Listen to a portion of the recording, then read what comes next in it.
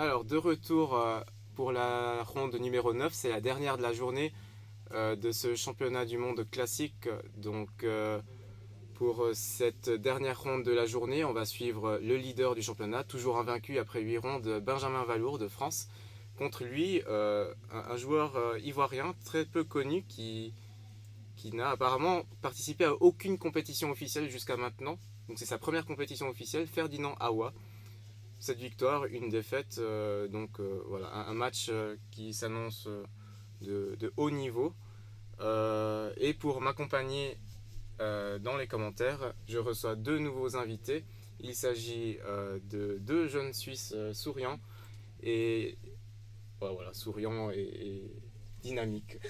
Donc il s'agit de Clara Gonin et Grégoire Tercier. Bonjour. Bonjour. Salut.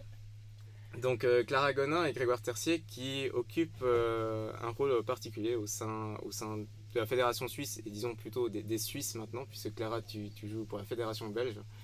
Euh, donc Clara et Grégoire sont représentants pour la Suisse de la Commission internationale du règlement. Du règlement duplicate.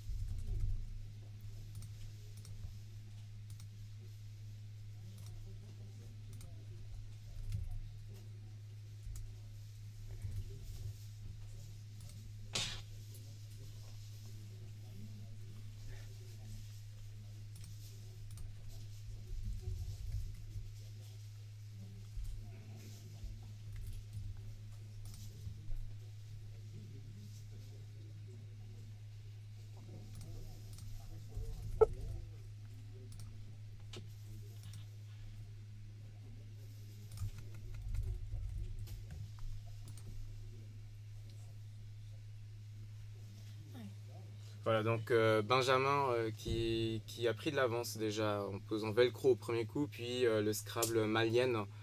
Ça fait 95 points en deux coups contre 13 pour Ferdinand Awa. En l'occurrence, il a un joli tirage. Est-ce que oui, alors, il a des Scrabbles possibles. En tout cas un, Revote, que je vois, Revoter, qui passe.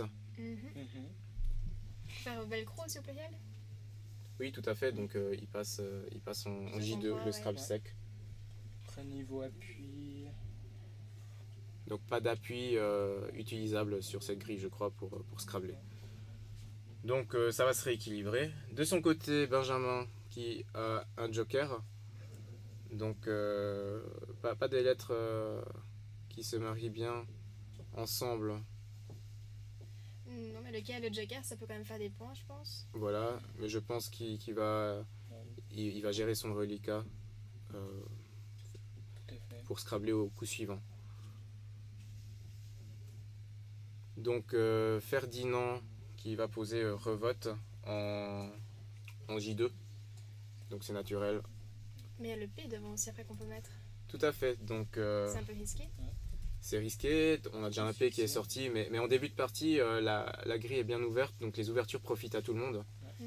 Les ouvertures profitent aux deux joueurs. Donc je pense qu'avec Malienne déjà posée, maintenant Revote. On va privilégier les ouvertures. Voilà, exactement. Il faut aussi noter le C devant Revote. Voilà, tout à fait. Donc C et P devant Revote. C'est aux joueurs de préparer ces deux lettres.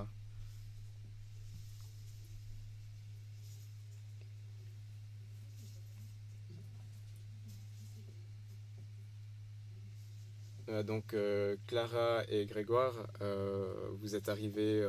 Donc Grégoire, t'es arrivé aujourd'hui. Clara, tu t'es arrivé hier. Sur les lieux de ces championnats du monde. Comment ça se passe? Comment vous trouvez cette ambiance? Ah bah je trouve que l'ambiance est super. En plus, c'est vraiment bien agencé. Comme ils ont mis les salles et tout, c'est vraiment beau. Et ouais, l'ambiance est bien, je trouve. Moi, Ils ont croisé plein de monde. Je viens d'arriver, j'ai pas pu trop voir. Moi, j'ai pu revoir quelques amis. C'est déjà pas mal de revoir toutes les personnes que je connais. Et je pense que ces championnats du monde vont s'annoncer sous de belles couleurs.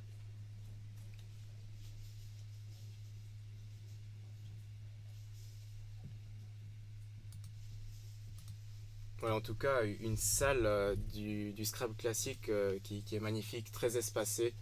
Donc des conditions parfaites pour les joueurs de Scrabble classique. Mhm. Et une salle duplicate bien décorée. Ouais. En plus, les visiteurs ne peuvent pas s'approcher des joueurs qui jouent en classique, ce qui change par rapport aux années passées. Donc, L'avantage cette année, c'est cette retransmission. ah oui. Donc même en étant en dehors de la salle de jeu du classique, on peut quand même suivre un match. Et à partir de demain, vous aurez les matchs des premières tables. Donc on va vraiment se concentrer sur les meilleurs joueurs, les joueurs qui vont potentiellement se qualifier pour la finale. Aujourd'hui, on a fait le tour des nationalités, on en a représenté 9. Donc Donc ça représente toutes les fédérations qui jouaient ou est-ce qu'il y avait- exactement, exactement. Ah, super. Donc on a eu vraiment beaucoup de pays, de joueurs de pays différents. Est-ce qu'il y a plus de joueurs que d'habitude ou c'est juste une impression? Donc une belle participation cette année, beaucoup de joueurs africains qui ont obtenu leur visa, qui est souvent un problème pour ces championnats du monde. Et donc on a une participation de 74 joueurs. Donc voilà, un gros tournoi à gérer sur le plan de l'organisation. Mais pour le moment, tout se passe bien. L'atmosphère, l'ambiance est au beau fixe en tout cas. Donc pour revenir au match, c'est à Ferdinand de jouer. Alors il a un beau tirage. Il a un très beau tirage avec des Scrabble, en tout cas un Scrabble sec. Lequel? J'ai pas trouvé en fait. Il s'agit de lettre A, Ah oui. lettre A AS.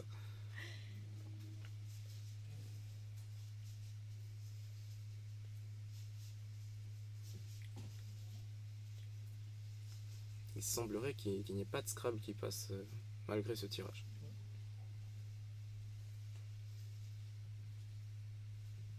Donc il a joué sur le K pour faire des points en jouant Karst. Voilà, il garde ELT qui est un bon reliquat. C'est vrai, c'est un beau tirage qui reste.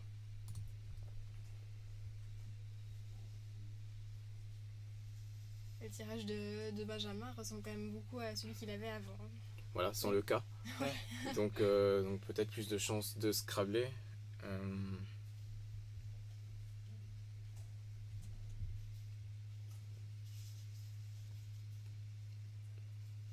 Aucun Scrabble en appui. Et en double appui, 2 appuis, donc Lucinium et Moujang. Mais qui ne passe pas. Oui, c'était double appui. Donc, Ouais. une triple, non? Ah oui, c'est vrai.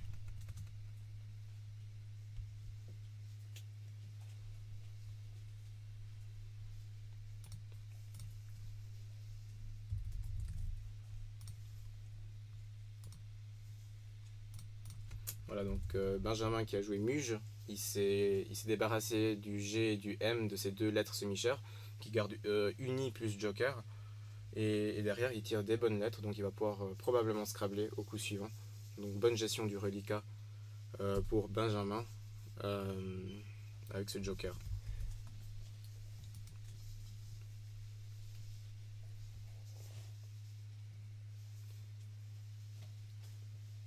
Donc Clara et Grégoire, le Scrabble classique, c'est quelque chose qui vous parle. Est-ce que vous avez déjà participé à des compétitions de Scrabble classique officielles? Oui, au tournoi de Vaujany il y a longtemps. Je sais pas si. Grégoire Pour ma part, aussi le festival de Vaujany l'année passée. D'accord.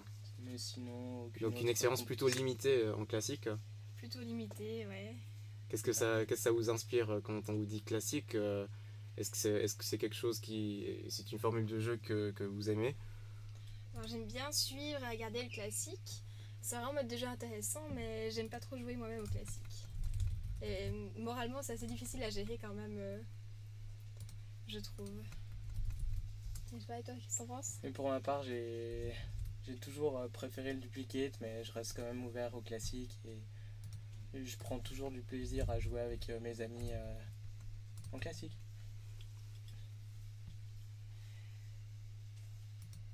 Mais c'est que j'avais pu aller voir le MSI l'année passée à Lille. Il y avait 24 parties à la suite. Là, c'était vraiment intéressant à regarder, voir l'évolution du classement et tout. Je trouve ça vraiment un mode de jeu intéressant. Et donc, le Scrabble classique qui demande de jouer avec un style différent. Et c'est vrai qu'on a des joueurs de duplicate qui aiment ça, on a d'autres qui aiment moins cette partie plus aléatoire, disons, où il faut un peu de réussite, en tout cas au niveau, quand on parle d'une seule partie. Sur la longueur, c'est moins souvent de la réussite, puisque les meilleurs sont toujours devant. Mais c'est vrai que ça peut irriter certains joueurs, cette partie plus aléatoire. Donc on est là pour commenter ce match de Scrabble classique et non de Scrabble duplicate. Donc n'hésitez pas à poser des questions. On va essayer d'aborder quelques sujets de Scrabble classique et ensuite parler aussi de cette commission du règlement, de votre implication au sein de la Fédération suisse et de la Fédération internationale aussi. Et de vos objectifs pour cette semaine. Vous êtes tous les deux espoirs, donc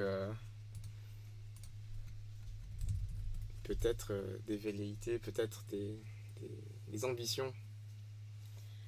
En espoir, pas particulièrement, mais plus quelques PP1, ça serait intéressant. Donc Clara, tu es deuxième série. Oui, exactement. Avec de bonnes performances, des participations aux chelems internationaux ces derniers temps. Oui. Et potentiellement peut-être dans 2 saisons, un objectif, la première série. Ouais, dans quelques saisons, pourquoi pas, ça me plairait bien. Quant à toi, Grégoire? Moi, je pense déjà me conforter ma place en 3e série. Je vais passer l'année prochaine en 3e série. Et pourquoi pas après rattraper Clara. En plus, on joue en paire cette semaine, donc ça va être sympa aussi. En tout cas, des joutes qui s'annoncent festives. C'est vrai. Pour revenir au match, donc on a Benjamin qui avait son joker. On en était resté là dans les commentaires après Muge. Il a joué, donc Ferdinand a joué Goth, qui lui a permis de garder un excellent reliquat de EILS. Et Benjamin a joué Lecine, donc voilà, il a bloqué cette place devant Revote. Maintenant, plus besoin de s'inquiéter du C ou du P. Lecine qui fait Crevote. Et derrière, Ferdinand a répliqué avec Tuilas, donc on a un match très serré. Et là, Benjamin qui vient de poser Choyer en L4. Donc un match serré dont on ne peut pas vraiment prévoir l'issue à ce moment-là. Pourtant, maintenant, le reliquat de Benjamin est moyen quand même. Il garde des II et c'est vrai qu'il tire un 3e I. La poisse. Donc ce Goth qui était dangereux pour lui, donc il a bien fait, je pense, de jouer à cette place pour de 1 fermer et de 2 marquer des points quand même, malgré ce reliquat DII. Goth qui pouvait être prolongé par un A, un E, un S, donc voilà, c'était dangereux. Ferdinand a répliqué avec Nef qui fait Choyer et E.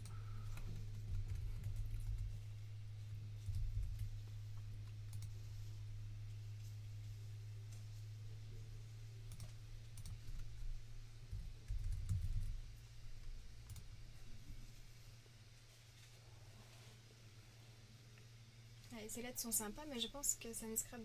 Enfin, j'ai pas vu de Scrabble. Ça doit pas se ramener. Donc un coup intéressant pour Benjamin qui va se libérer de pas mal de lettres. Alors, il gardera un reliquat de II, mais il joue fluide en M9, donc ça lui rapporte quelques points. C'était pas gagné avec le tirage qu'il avait.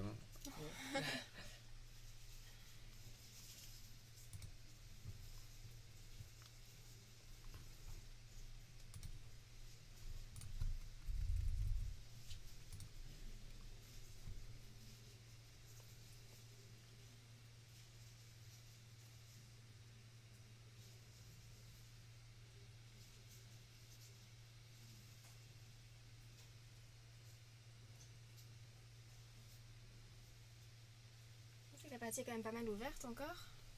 Il y a pas mal d'appui pour scrabbler. Voilà, Ça c'est me semble. la partie supérieure gauche de la grille qui est bien ouverte. Les colonnes 2, 3 sont ouvertes. La ligne D aussi est assez ouverte encore. La ligne E éventuellement en collante. Et en ligne bas, O aussi, en bas là. on est bien Ouais. ouvert. Hein. Ligne N, ligne O. Donc il reste encore de quoi faire au niveau des Scrabble. Il faut gérer le reliquat. Voilà, donc Ferdinand qui va bloquer cette partie supérieure gauche de la grille, posant Annula en 2B. Il garde un E, voilà, il pose 6 lettres, peut-être optimiser ses chances d'aller chercher le joker. En tout cas, voilà, il bloque cette partie de la grille et je pense que c'est une bonne chose. Ça bloque le V, la place en ligne 2, en colonne 2. Et la colonne 3. Tout à fait. Alors, Là aussi. il ouvre le A en ligne B, mais c'est léger par rapport aux ouvertures qui étaient là précédemment. Mhm.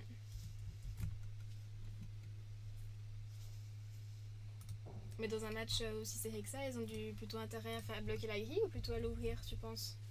C'est difficile, on est dans une situation très, très serrée et les deux joueurs peuvent potentiellement scrabbler encore. Donc je pense que là, il fallait bloquer la place de Scrabble la plus évidente, là où il y a le plus de chances pour l'adversaire de Scrabbler. Mhm. Donc effectivement, puisqu'il n'avait pas de Scrabble, donc il fallait jouer à cet endroit-là pour bloquer. Les places N, en ligne N, c'était contraint, il fallait avoir le S, donc il y a moins de chances que l'adversaire possède le S ou le Joker, mais alors vraiment, la colonne 2, la colonne 3 étaient propices au Scrabble. Ouais. Donc c'était très bien joué de la part de Ferdinand et Benjamin qui a répliqué avec joie en O12. Ah oui, il bloque aussi une place de scrap. Voilà, tout à fait, tout en marquant des points, en s'y du J et en gardant un bon reliquat.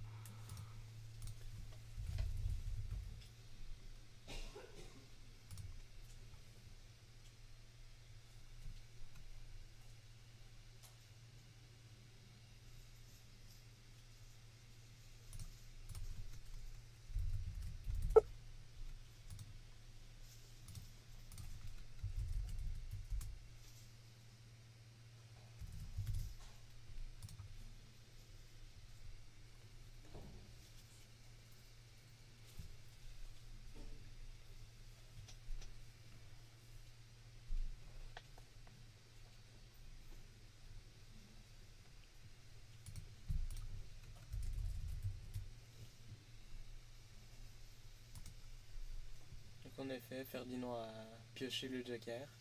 Il y a un très bon tirage. Après s'être libéré du cul de Québec qui passait justement en colonne 11, heureusement qu'il y avait ce U pour lui, puisqu'il n'en avait pas, et il aurait pu être problématique. Donc voilà, il s'en sort bien, et il a un bon tirage derrière. Donc maintenant, c'est à Benjamin de bien gérer la situation avec ce tirage. Il sait que potentiellement l'adversaire a un bon tirage qui peut scrabler en ligne B. Donc il faut que Benjamin gère son reliquat, donc en ligne B et en ligne N aussi. Il faut que Benjamin gère son reliquat et bloque un peu des places aussi éventuellement. Ou alors qui se laisse les places ouvertes puisqu'il a lui aussi un S.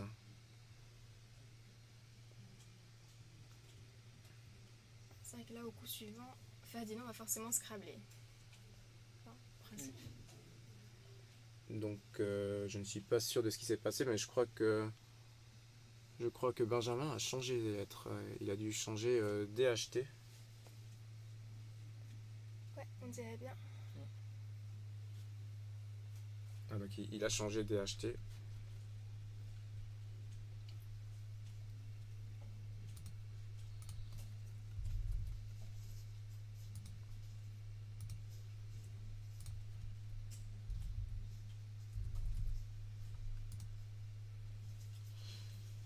Et Ferdinand qui marque beaucoup de points.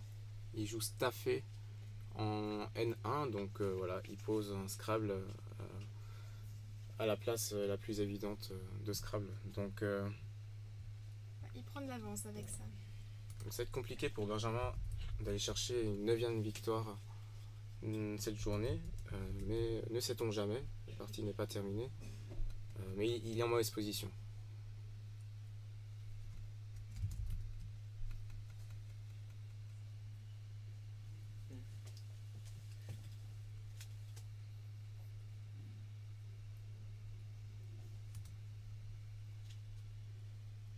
Donc avec le X, Benjamin a pu jouer le X en pivot.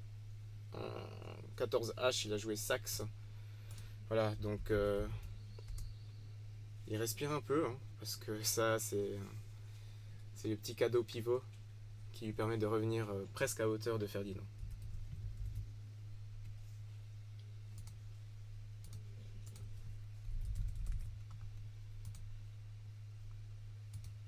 Ah oui, les scores se resserrent.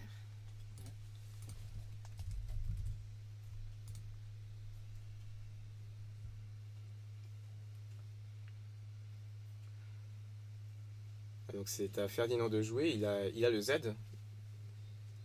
Et quelques possibilités pour faire fructifier ce Z, notamment puer ou ruer en D12, mais faut-il ouvrir ce Z en triple pour l'adversaire? Alors il a 24 points d'avance. En jouant puer, il marquerait 50 points. Et il y a peu de chances que l'adversaire derrière marque plus de 50 points également. Donc il garderait de toute façon 20 points d'avance. En tout cas, c'est peut-être une bonne chose de jouer puer.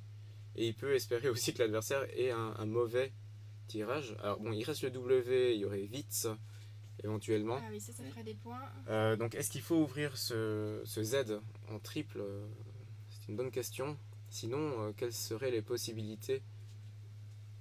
Bah, je vais regarder, visiblement rien ne passe en ligne haut. Donc ça aurait été intéressant.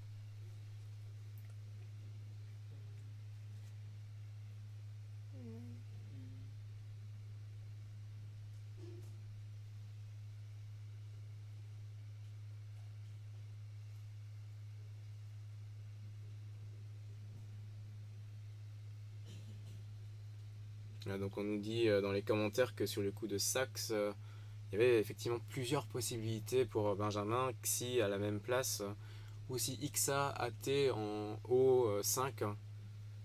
Il a choisi Saxe. Donc Xa posait toutes les voyelles de son tirage, il me semble. Donc c'était pas forcément le bon choix en cette fin de partie où les voyelles sont précieuses. Donc il fallait jouer soit Saxe, soit Xi, je pense.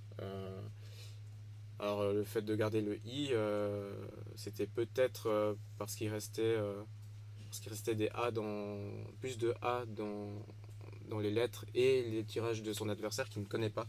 Donc je pense qu'il a voulu équilibrer et ne pas se retrouver avec trop de A à gérer.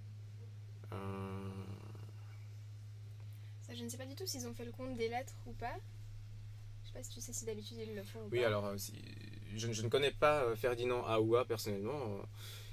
Par contre, Benjamin, c'est sûr, Benjamin fait le décompte des lettres, tient le décompte des lettres, et je pense que la plupart des joueurs que nous retransmettons ici tiennent les lettres qui sont sorties. Donc on a un choix intéressant de Ferdinand qui a joué Ara en 1A. Donc intéressant, il bloque la place de Scrabble en fait. Il bloque la place de Scrabble en B1. Ah oui.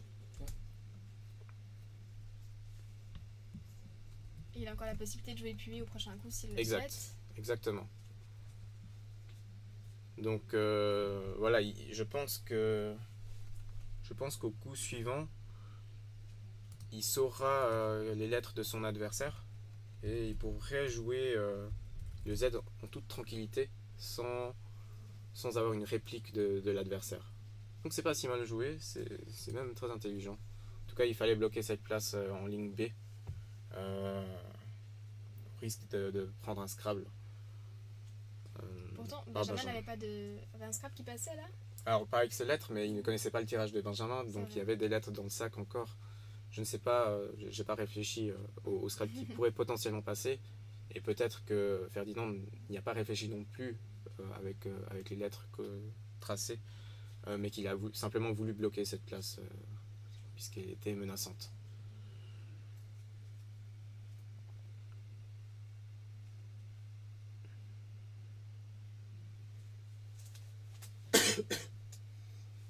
Donc on entre dans le money time de ce match. Et un match très serré, peut-être une première défaite pour Benjamin aujourd'hui.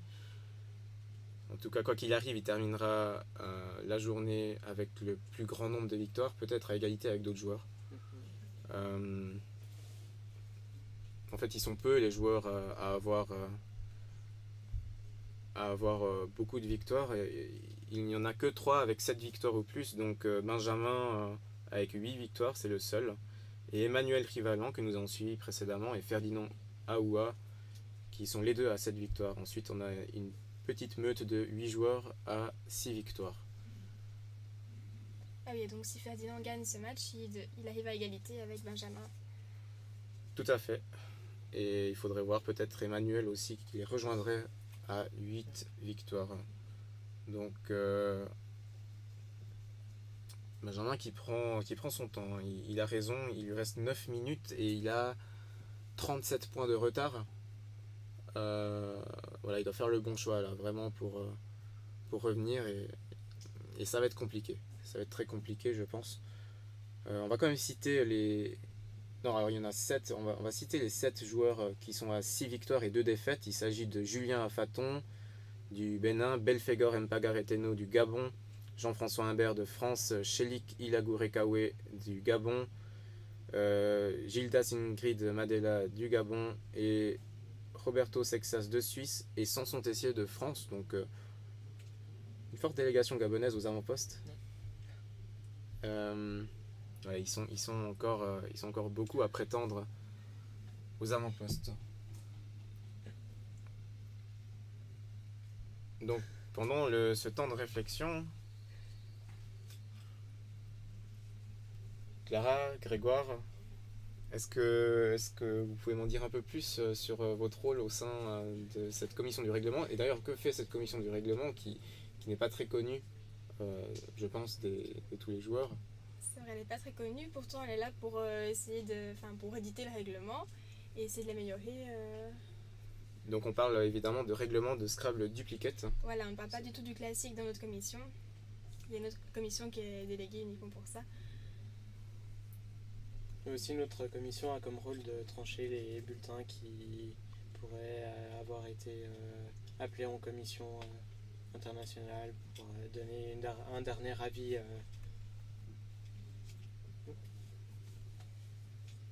En gros, c'est ce qu'on fait. On essaie de discuter pour essayer de réfléchir aux meilleures améliorations possibles du règlement pour le rendre le mieux possible.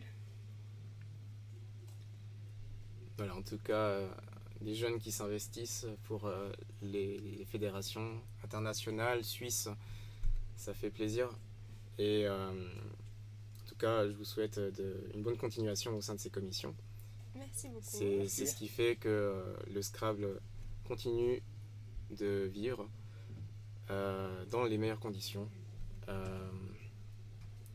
Entre-temps, on a Benjamin qui a posé 2 lettres. Il a joué dub en D12. Voilà, ça bloque la place de Pué. Ça bloque aussi la place de vous, WU, dans le cas où Ferdinand n'avait pas le Z, par exemple. De toute façon, Ferdinand doit poser le W quelque part, donc voilà, ça réduit ses possibilités. Et pour Benjamin, ça lui permet de garder un très bon reliquat. D'ailleurs, il a gardé la S en plus pour jouer par derrière. Voilà. Donc, en colonne 15. C'est le seul qui peut exploiter, le seul des 2 joueurs qui peut exploiter cette colonne 15 maintenant. Donc très bon choix. Est-ce que ce sera suffisant par contre Pour remonter.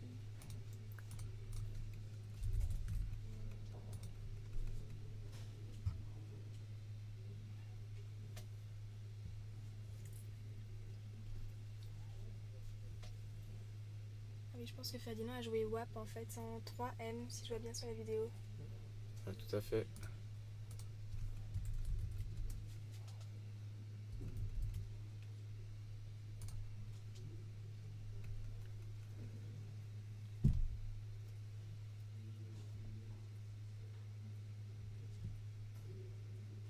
Donc on nous proposait également Oud à la même place que Dub pour laisser une lettre dans le sac et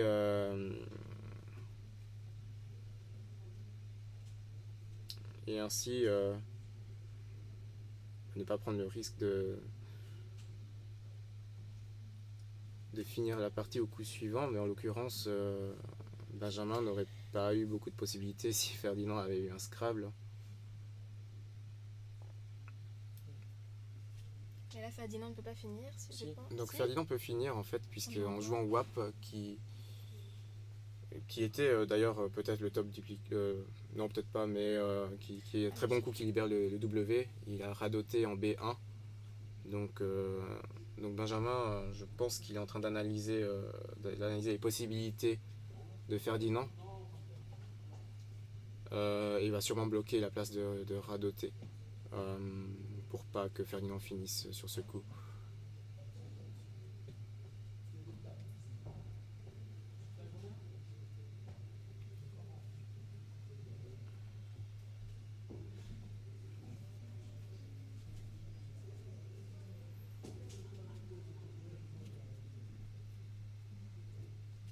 Donc pas vraiment de solution miracle pour Benjamin, je pense. C'est que l'écart est assez grand quand même maintenant.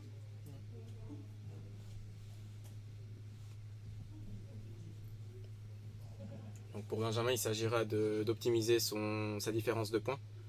Donc on l'a répété tout au long de la journée, la différence de points qui est cruciale dans un championnat aussi long, où de nombreux joueurs peuvent terminer à égalité de nombre de victoires. Et dans ce cas-là, c'est la différence de points qui fait foi, qui départage les joueurs. Donc les meilleurs joueurs de classique, vous les verrez toujours optimiser leur fin de partie, et c'est à ça qu'on reconnaît les bons joueurs de classique. Vraiment, un Benjamin Valour, je pense qu'il va vraiment aller chercher tous les points, même en cas de défaite.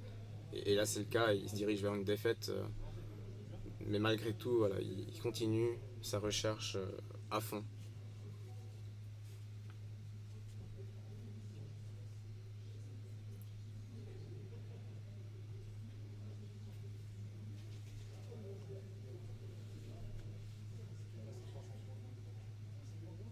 Donc merci pour vos contributions en tout cas sur le chat. On nous propose plusieurs possibilités telles que HIE en 3A ou encore SIT, SITE en 3C.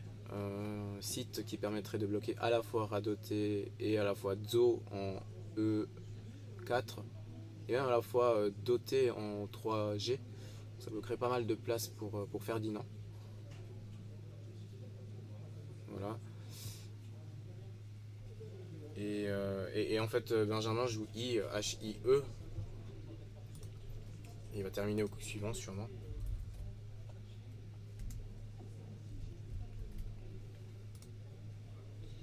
Voilà, il va terminer au coup suivant en jouant tri en 15A. Ce ne sera pas suffisant. Donc Ferdinand qui va jouer Zo sûrement en E4.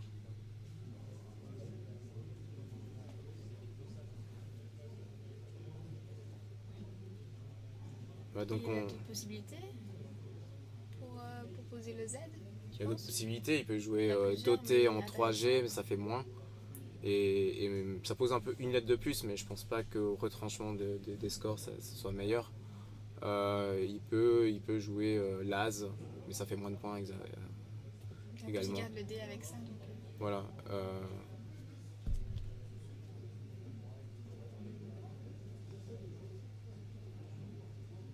Il peut en fait jouer OTEZ en 4A. Ça forme Ho, Ré, une conjugaison peu connue, RAIT du verbe rère. Et année. Et en fait, OT est un coup idéal, je pense, pour Ferdinand. Bon, il joue Né, NEZ qui fait IE. Et Benjamin termine avec tri. Il aurait pu optimiser son nombre, sa différence de points, mais bon, c'est une belle victoire pour Ferdinand Aoua qui inflige la première défaite de la journée à Benjamin lors de la dernière ronde de la journée. Donc voilà, ça va rebattre les cartes pour demain. Benjamin qui ne s'envole pas.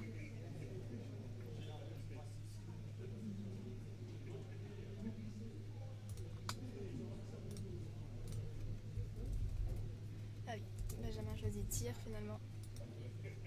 Ah, il a choisi tir, bon, c'est pas grave. Oui. Il a choisi tir. On va retrancher les points et les ajouter pour Benjamin. Les enlever à Ferdinand.